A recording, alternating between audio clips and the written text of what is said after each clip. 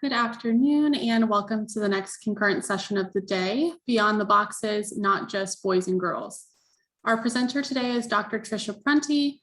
Dr. Tricia Prunty is a professor of psychology at Blackburn College, having earned her PhD in neuroscience and behavior.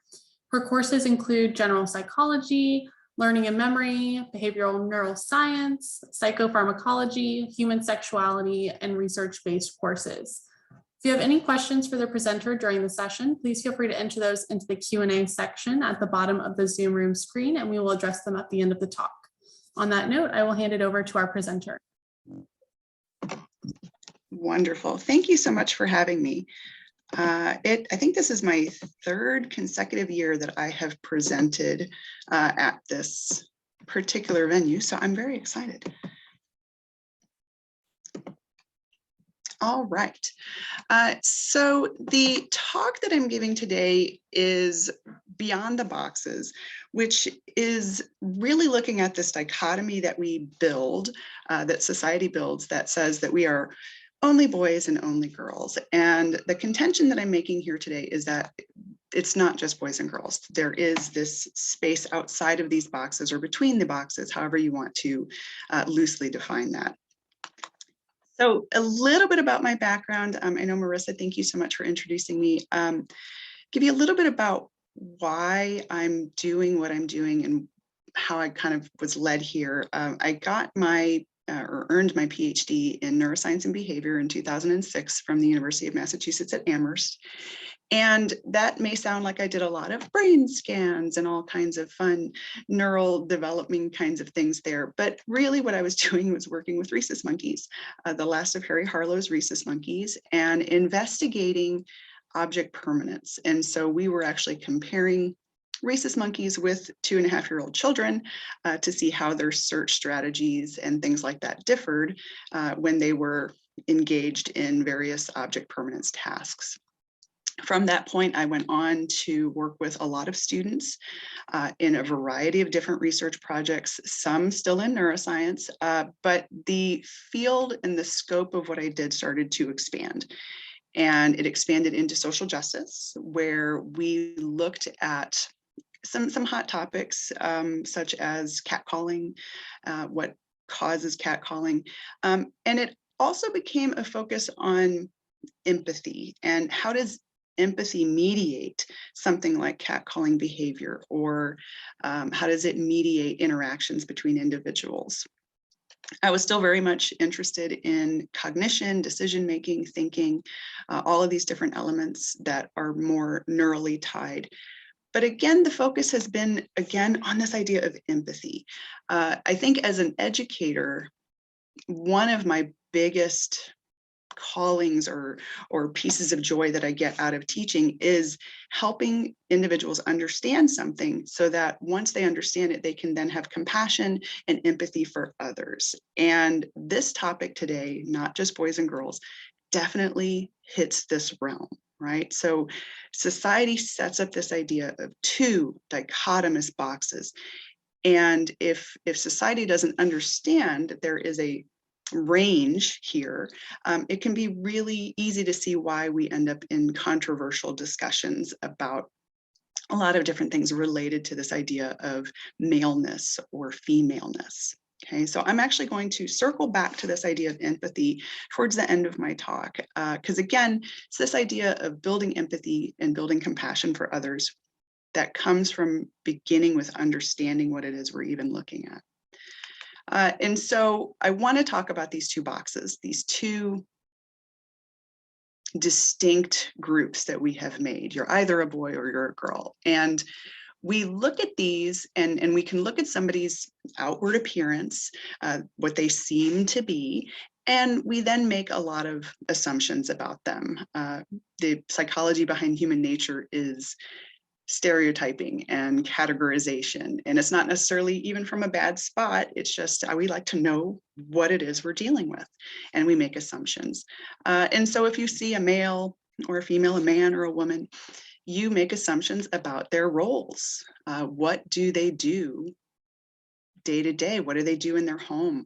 What chores tend to be theirs? Are they taking out the garbage? Are they doing the dishes, right? So we have this societally prescribed distinction between men and women and what they do and what the expectations are. Okay, same thing with jobs. So you see a particular individual and a lot of people immediately have some ideas about what that person may or may not do. And individuals who deviate from that are often made fun of or seen as unusual. And in fact, there are movies, I always think of Meet the Parents as a really great example, that the whole movie is a running gag about a man as a nurse. That is completely acceptable. However, in this movie, it is outlined as being outside of what we would expect from these boxes. Okay, same thing for attire. The way you are supposed to present yourself is supposed to align with these boxes according to society. Your attitudes, so the things that you like, the things that you don't like, your interests, what do you find fascinating versus not? And we have a lot of built-in stereotypes and beliefs about men and women and what they should be like. Okay. And that goes even further. So when you think about these boxes, you say, oh gosh, this person looks like a man or a woman. And then that gives you some idea about their biological anatomical sex, right? So it talks about this idea of you now know what someone's genitals look like, which it's so weird to me. We have gender reveals, and it's essentially a celebration of what the person has that is this big to do. Just a year or two ago, we had a fire started because of one of these gender reveals. Last year, a person was killed by a cannon in a gender reveal. So it's really wild to me sometimes that we celebrate these sorts of things. But when we see these boxes and we think about terms of, male, woman, it's supposed to suggest all of these different things, attraction, whatever else. Okay, so what I really want to do is to investigate how it's not just these boxes. There's actually a spectrum in the middle here. There is this whole deviation and variety that happens, and it's because of the biology. And I feel that understanding the biological underpinnings of how we develop and how we differentiate can then help us build compassion and empathy for individuals who are not in these clearly delineated boxes. Okay, so that is the goal, and we're going to look at this sexual differentiation as a spectrum. This is not these boxes. There are things that can happen in the biological development that can shift. And society in general tends to think there's one path that we all follow. And if it goes the way it should, you're going to have your clearly delineated men and women. However, that path is not straightforward for everybody. Sometimes there are deviations that then lead us to variety. There's a wide spectrum here that we can look at. Okay, so when we think about sexuality, we can look at, and I love this graphic. This is the gingerbread person, but it's a genderbread person, right? Because it's looking at the various facets of anatomical sex and gender. And what we see here is there's 4 different components listed here. We have identity, we have attraction, we have expression, and we have sex, which is referring to the anatomical sex of this individual. So identity is the degree to which someone identifies, feels as, has the interests of somebody who has a particular gender identity. So a man feels like a man, identifies as a man. A woman feels like a woman, identifies as a woman. Okay, so that may or may not be in line with these other pieces here. That is, it's not required that all of these things match up. Okay, secondly, we have attraction. So the degree to which someone is attracted to who or no one. This is also an option. So again, that spectrum, it doesn't just have to be man, woman. It can be, I have no romantic interests in general. Then we have expression. So this is the degree to which we feel comfortable expressing ourselves in what ways. So if I feel feminine, I might dress in dresses and wear makeup and accessorize and these sorts of things. If I feel masculine, I might not do any of those things and care very little about makeup or my hair or any of these sorts of things. And that is not indicative of my identity. It is not indicative of my attraction, and it is not indicative of my anatomical sex. So the last one that we're going to come up to, and this is the one that the majority of this talk is going to focus on, is anatomical sex. And you'll notice here that there's a plus, and there's an arrow, and there's a combo. Okay. So the plus and the arrow are delineations of those very clear, distinct boxes that society is aware exists. And then the other one is a representation of intersex. And sometimes people don't even know what intersex means. I've taught many students in a behavioral neuroscience class and in a human sexuality class and even behavioral endocrinology, where they've heard of this, they don't quite understand what it is. They're really not sure how it can even be a thing because there's only boys and girls and they're not really sure what this is. And there's actually 4 main types of intersex. So there is one that's specifically for XX intersex. So this is for genetic females. There's XY intersex, which is for genetic males. Then there is an undifferentiated type. And then there's one that is a true gonadal intersex, where you have individuals that have characteristics of both male and female genitalia. So what I'm going to do is I'm going to walk us through normal, quote unquote, normal sexual differentiation and how that happens. And then I'm going to give an example of an XX intersex and an XY intersex, so we can see the biology of how this actually occurs. Okay, so we'll start with sexual differentiation.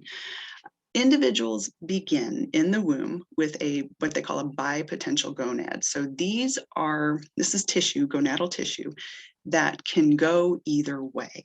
Okay, it can develop into testes, it can develop into an ovary. The tissue is the same. What it's doing is it's waiting for signals or lack of signals in the environment to indicate what it should be. Okay, so in the case of an XY, so this is the genetic coding for a male, we have an X given from mom and a Y given from dad. In this pairing, the Y chromosome is what is going to trigger the bipotential gonads to differentiate. And specifically, there is a gene on the Y chromosome called the SRY gene that's going to be the factor. On the other side, we have XX for girls.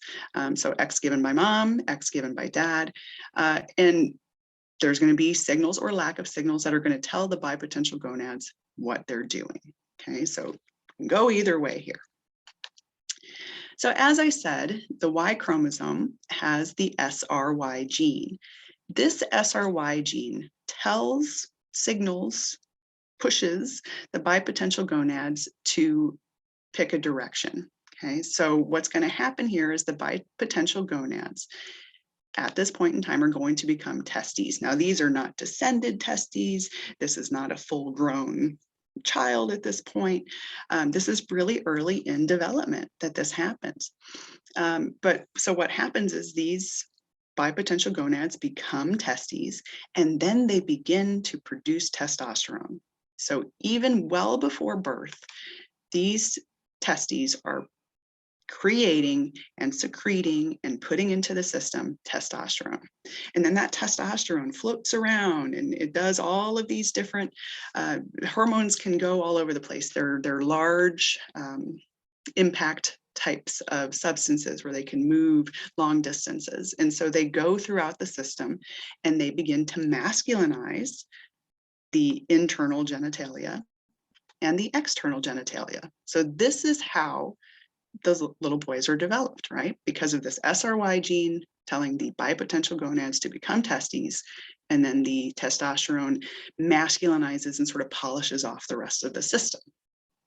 Okay, so that's how it happens in a typical situation with an XY chromosome individual. If we go to a girl, the person with XX, we'll see that, some characterizations may need to be held off. So if we have an XX situation, in this case, this system is waiting. Okay, so the differentiation or the beginning of differentiation into a boy happens sooner than the differentiation into a girl because the bipotential gonads are waiting for a signal to occur to tell them what to do. But in the case of XX, there is no Y chromosome, there is no SRY gene. So the bipotential gonads wait, and then eventually they say, okay, ovaries. All right, so we're going to be ovaries, and yeah, that's what's going to happen. And then the ovaries do not produce anything right off the bat. And so in the absence of testosterone, the internal genitalia will develop to be girl-like, and the external genitalia will be developing to be girl-like. Okay, so on the one case, we have a signal that says bipotential gonads become testes, masculinizes the system. In the other case, we have a lack of a signal and triggers the development of ovaries and the feminization of everything else. Okay, so this is how it happens without any hiccups, without any deviation. This is the path that most people believe everybody goes through. And this is why you are who you are. There are things that can happen, though, that can cause deviation here, that can introduce variation. Okay. So the first one I'm going to talk about is going to be related to somebody who is XY, and this is going to be my XY intersex example. So as I said, Y chromosome has SRY gene. SRY gene causes those bipotential gonads to say, hey, become testes. All right, so far we're on track. We're doing well. Testes create, they start to make testosterone, they release the testosterone, they circulate it around. But there's a problem, a potential place where this system could go awry. And that is if you have testosterone circulating around, that message cannot be received unless there is androgen receptors. Okay, so these are receptors that are specifically picking up testosterone, and then they are what is triggering the internal and external masculinization based on the fact that testosterone is present. So in a typical system, testosterone will be created from those testes. It will circle around, circulate, and go everywhere else. And these androgen receptors in the brain and in the body are going to pick that up and do as they should. So when I teach this to my class, I usually talk about testosterone is calling, right? It's calling the system saying, hey, pick up. I've got some messages to give you about this is how we're going to become a boy. So if testosterone's calling, androgen receptors should pick up. What if they don't? Okay, so in the case of no androgen receptors or faulty androgen receptors or non-responsive androgen receptors, we have testes that are creating testosterone.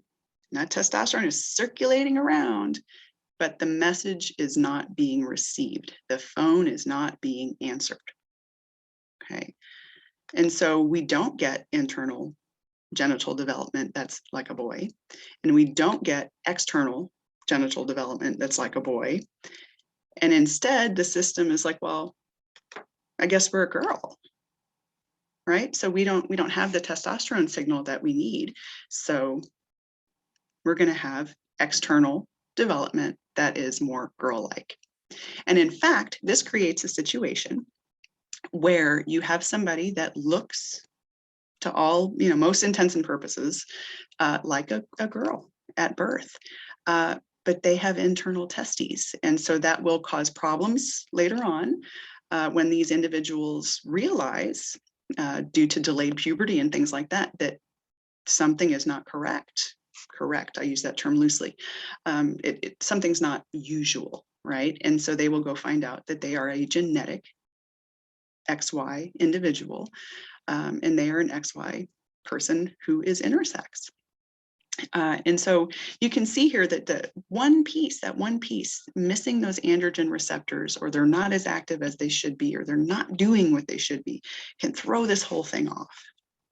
Okay, and so we've now shifted from this person who was going to be a boy, nicely packaged in this box, and they're now in the girl box. Okay. So I said I want to also give you an intersex example for a XX individual. So in this case, XX, no signal, the system waits. Eventually it says, okay, we are not supposed to be a boy because we don't have testosterone. So we're going to go ahead and develop this bipotential gonads into ovaries. Okay. And in a typically developing system, we would have the internal genital development continue to be feminized, and we'd have the external genital development continue to be feminized. Okay. So this is in that typically developing system. In some cases, things can happen that can shift this development as well. One of those is that things can happen to mom, right? So the baby is in utero, and maybe mom is having a really bad time. Maybe her stress hormones are going through the roof. And it turns out that stress hormones are very similar to testosterone. They are an androgen. And so we can have these stress hormones that are building up in mom and building up in mom, and they act, again, similarly to testosterone.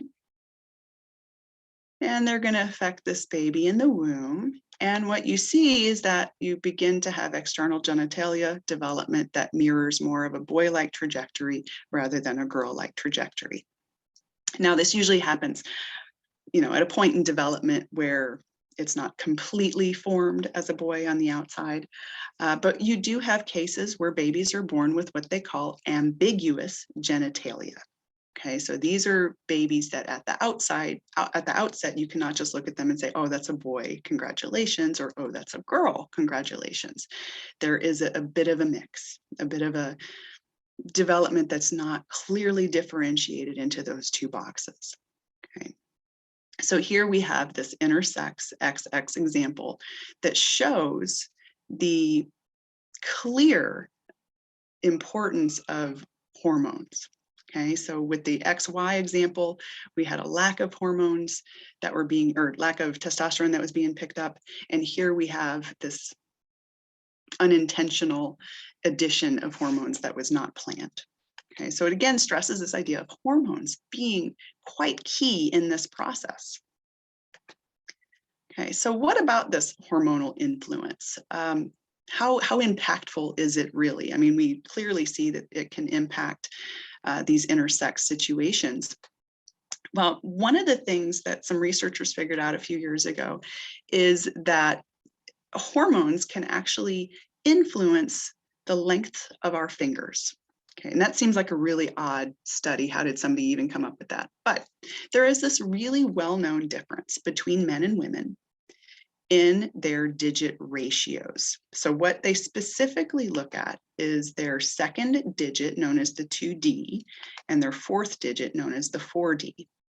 And typical men have a smaller ratio. That means that they have a shorter 2D digit, second digit, and a longer fourth digit. So if you were to put the length of the 2D over the 4D, you'd have a smaller ratio. Okay.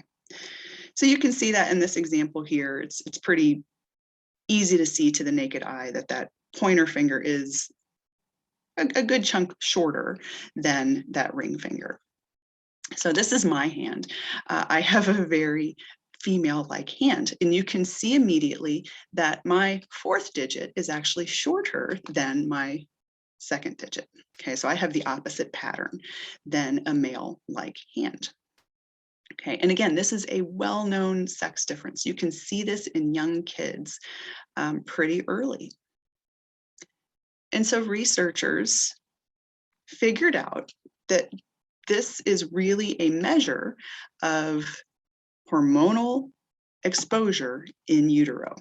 And essentially what they found was that individuals, so this is really a marker for women. So if women have a more man-like hand, this is indicative of having hormonal exposure that was differential along the way. And so when I teach this in class, I always have students, doing this, oh my gosh, what's going on? And there's always some either like, this is the coolest, or they're concerned because they have a more man-like hand, right?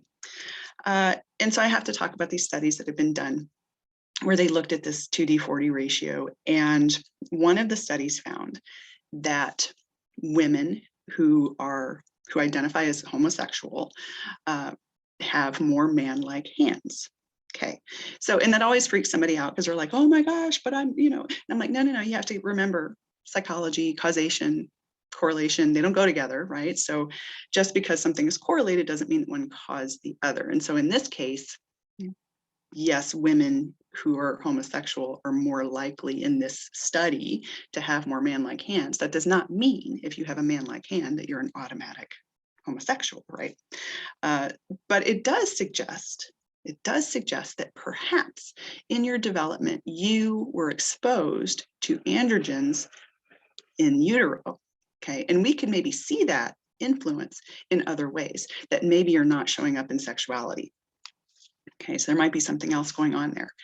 And in fact, I had a student that was really interested in this idea of the 2D40 ratio and what did that mean for early androgen exposure, but not from a sexuality standpoint. It was more about spatial skills. Okay, so it is also a pretty established, in generality, right? It's a pretty established difference that men and women differ in spatial skills. And again, I'm speaking in generalities. There can be really great navigators among women and really poor navigators among men. But in general, men are better at map reading, navigation, having this internal compass in their head.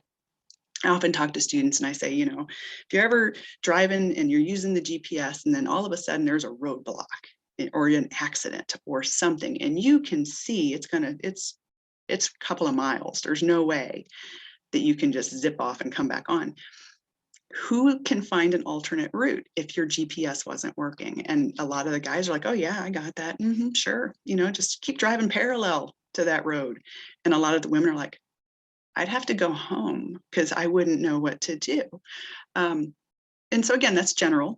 There's obviously differences, but so I had a student that was very interested in this idea of spatial ability tied to 2D40.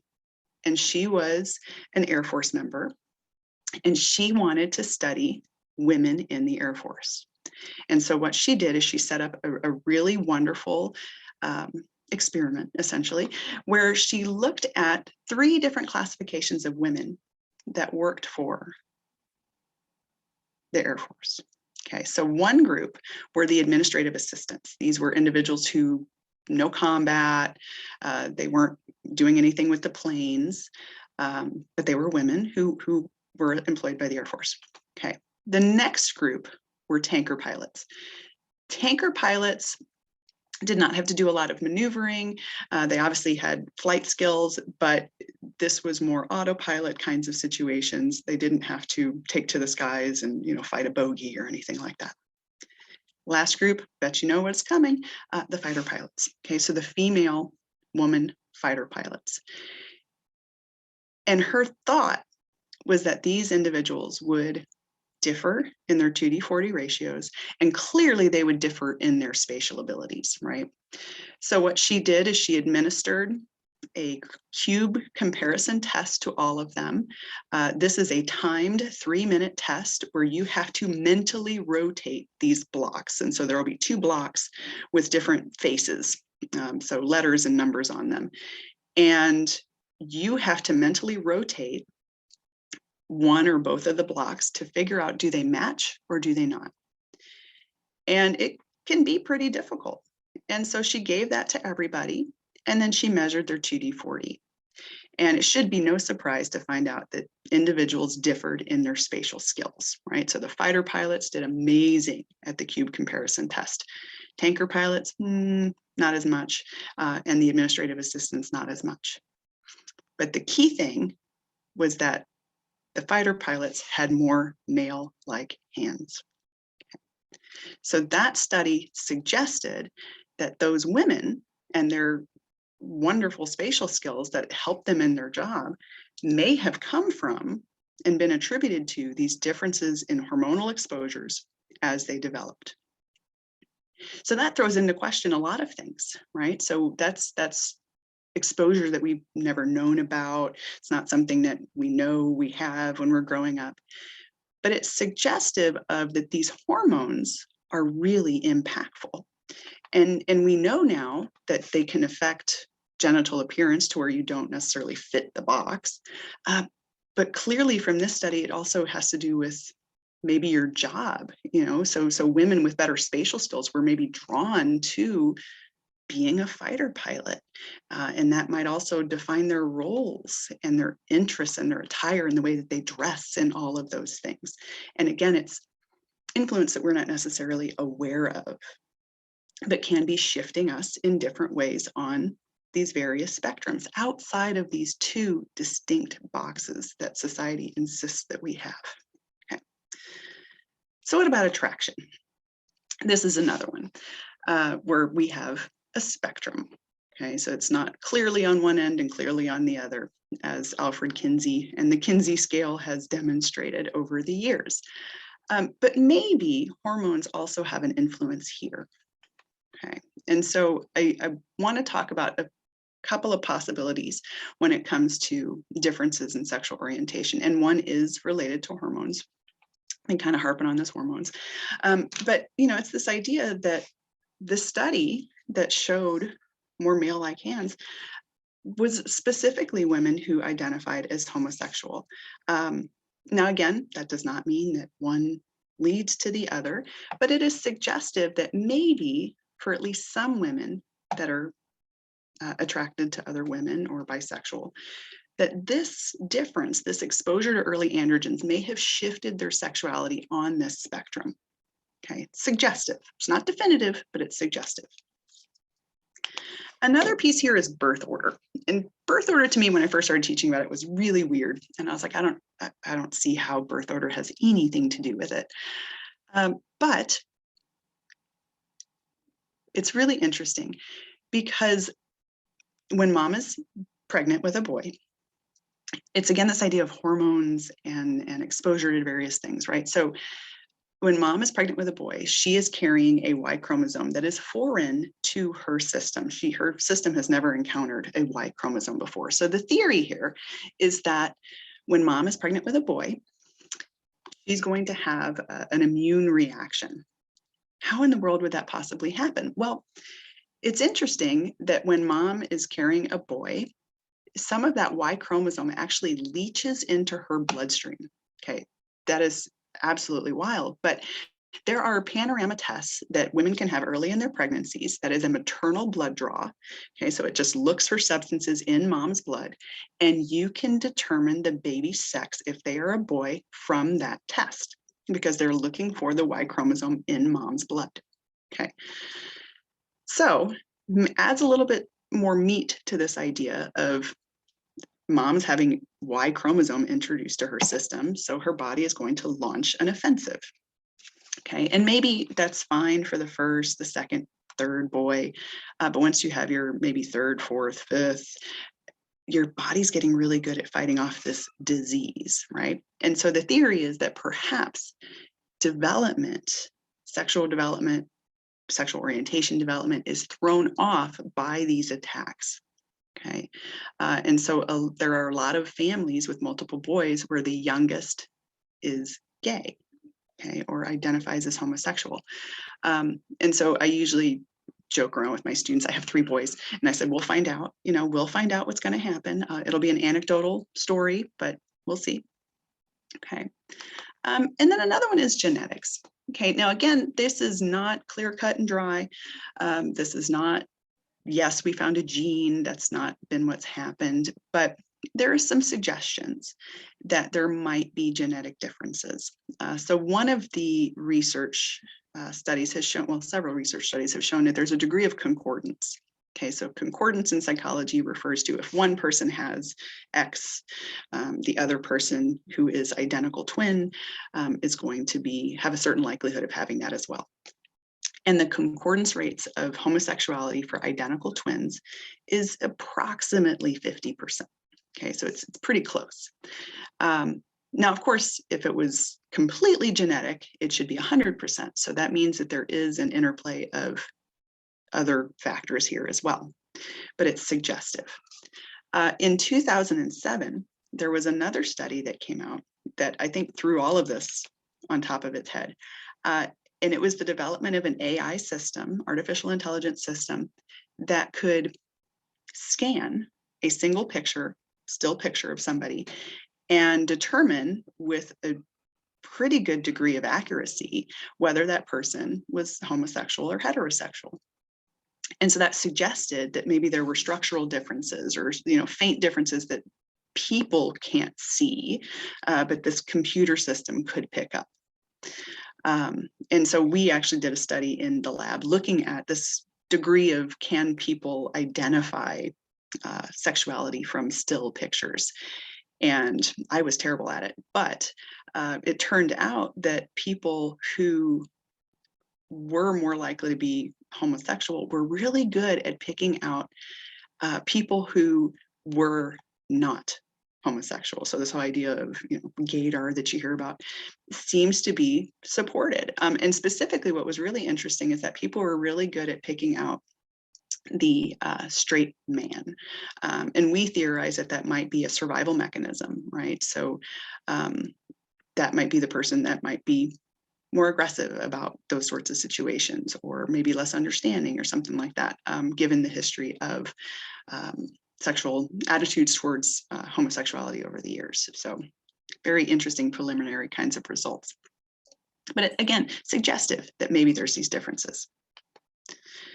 So we have this spectrum, and really that's what I wanted to kind of talk about, is there's no delineation. So we tend to think about it in clear terms of boys, girls, but there's so much variety here. There's variety in anatomical sex, there's variety in sexual orientation, and these roles, experiences, expectations that we have. And if we understand that, and if students can understand that, then we can bring it to this idea of respecting each other's diversity and differences, and really building our compassion and empathy for others. So I had a student a few years ago who, I guess he'd been in another class and they'd been talking about transgender issues. And to him, transgender was not real, right? It wasn't a tangible thing that occurs. It was just, you're either a boy or a girl. I don't understand this in the middle kind of thing. And he walked into a room of 40 people and out loud, kind of in his head, said, I don't believe in that transgender thing. And so he and I ended up having a few conversations about this. And I talked about these exact topics with him and said, we tend to think that there's one path, but there's so many deviations that can happen. And whether you support it or believe, I can't change your beliefs, but I can change your degree of compassion and empathy for those that you do not necessarily understand. And so that's one of the reasons I love to talk about this topic, because I think the more we understand the realm of possibility and what actually exists, the more compassion and empathy we can have for each other. So, thank you so much. Thank you so much, Dr. Prunty. We do have a few minutes. If anyone has any questions, feel free to enter those into the Q&A and we can address them. While we wait to see if any questions come through, we will post in the chat the links to a few of our upcoming concurrent sessions. The next one will begin at 4 p.m. Eastern time. So you'll be able to see the meeting room links to access the conference website for a complete list of those concurrent sessions and their descriptions. While accessing the conference website, don't forget to swing by the exhibit hall to say hello to the Hawks team, If you view a quick 5-minute demonstration, you can be entered to win the hourly giveaway for your choice of a 6-month subscription to Audible, 1-year subscription to Disney Plus, or a $100 Amazon gift card. And it looks like there are